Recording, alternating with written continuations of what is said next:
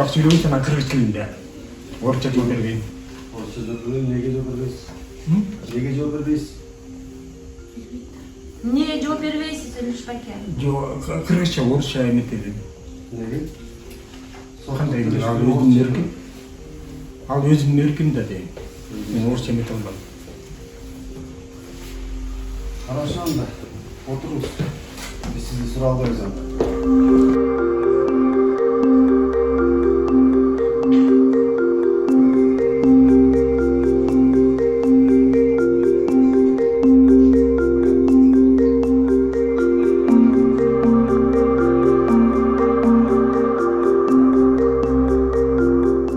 Отказались ему дать, или вы хотите отложить это дело, пригласить переводчика или что? Я хочу сказать, что переводчика не нужно, пару кыргызча түшүнөбүз, кыргызча бере берсин. Ошонун ичине жооп бергилечи.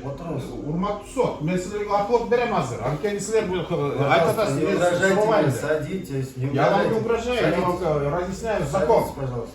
Я вам разъясняю Конституцию, уважаемый судья.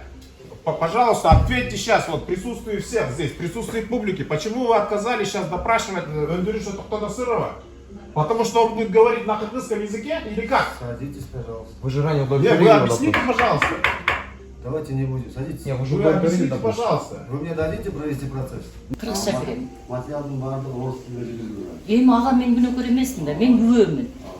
А күбөдөн сурабайт экен кайсы тилде жүргүзүштү, материалды буга карата. Мен күбөмүн, ошол жерде болгонмун. Мен кыргызча беремин көрсөтмөнү. Кыргыз тили Кыргызстанда тыюу салынган тил эмес. Кыргыз тилинде берем. Беріңіз.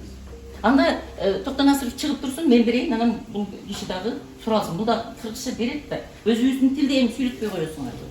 Беріңіз, бұл қатасы. Чыгып турсун.